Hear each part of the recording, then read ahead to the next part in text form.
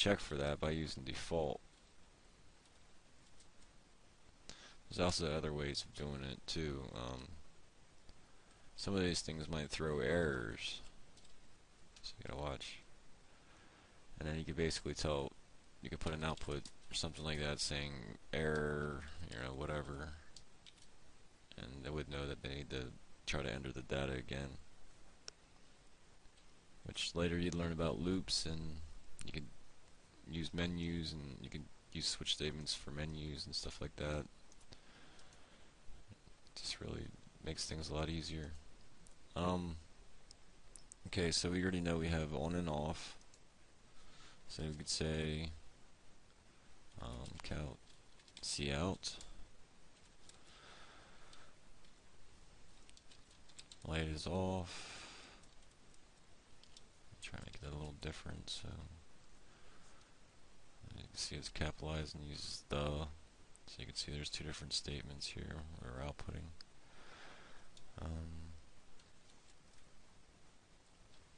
So basically it's going to test the same variable twice, just two different ways. What makes the difference between the if statements and the switch statements is that you can add as many cases as you like.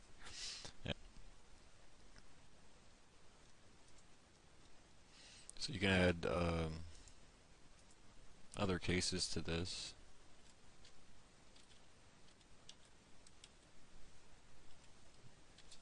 If you used different variable like whole number, where it would allow more checks.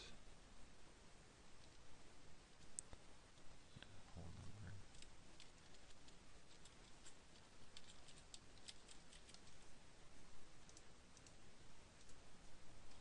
I guess I'd always put your breaks in after each case. Otherwise, it would just drop down through. Like if I didn't have this break in, it would just keep going down through 1, 2, and 3. So that's one area just to watch out for. I guess we could go ahead and run it and see what it happens here.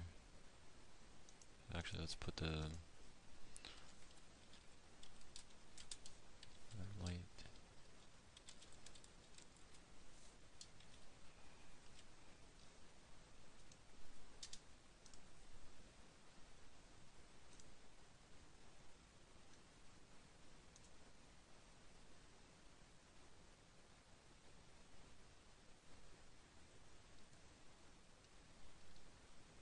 I gotta set up statements. Forgot to do a return.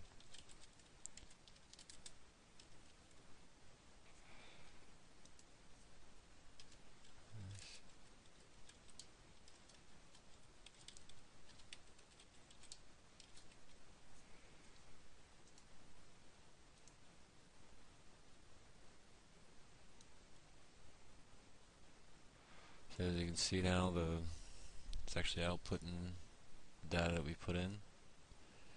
Starts up here.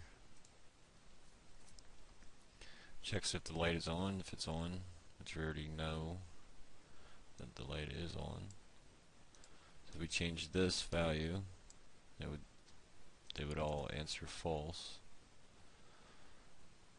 Okay, the number is 1 because we have incremented it. So it went through and it checked to see if it was less than 5. Of course it is. 0 because we initialized it at 0. So it adds 1 to it, and then it prints out its output. So it is 1. If it was greater than that, so if we went in here and we changed some values, change this to 6 with de-increment, change this to false, and see different conditions. You see the light is off, and we actually got an error. I'm not sure what that's from.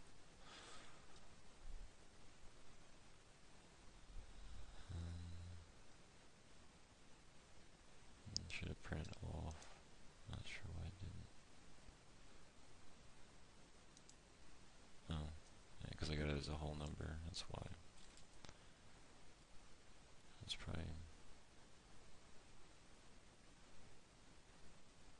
There's no 6, so it printed error. That was the reason.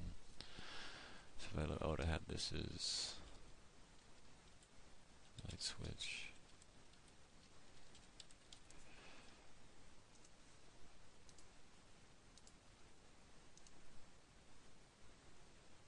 Alright, there you see the light is off. Number is 5 because it de-incremented it from 6. Because we initialized it at 6. So you can see, actually, you can go through this and even look at it. Let's show you how debugging works. You mark some spots like you can't figure out what's going on within the program. This helps the programmer figure out what's going wrong. So what I do is I just find certain spots where I know it's going to execute code. And then we can check the values as it does it. So go down through each case and check the output.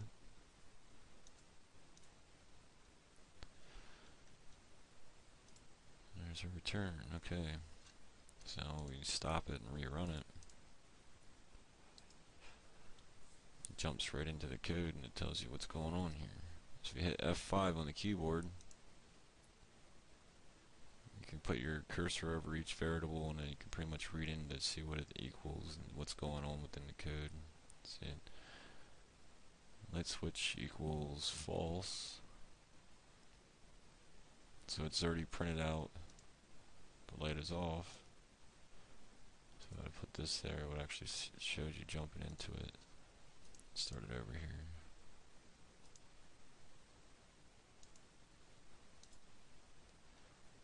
So, okay, now we're checking. We're starting with the if statement, and we're jumping into printing it. You see, print it.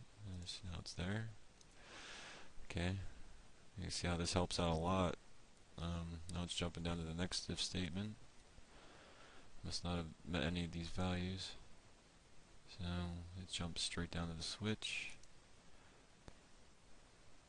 And it's comparing this equals false, so of course that would come up as 0.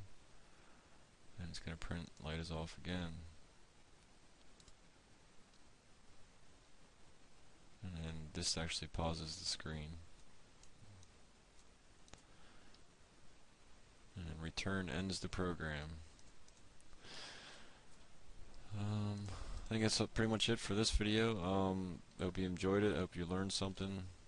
I mean, switch and if statements are pretty simple. I mean, just take the time to go over them and, you know, learn how it works. I hope you'll understand something about debugging now. This definitely helps a lot for when you're trying to find a problem. Most languages offer the debugging ability. Stay tuned for more videos. I'll be going over some more stuff about C++, and eventually I'll be getting into C# and maybe even some Visual Basic later on. What I need to get you guys into is learning the classes and learning how structures work. I think that's pretty much the big picture for learning game programming. Alright, good luck with this. If you have any questions, post, you know what to do.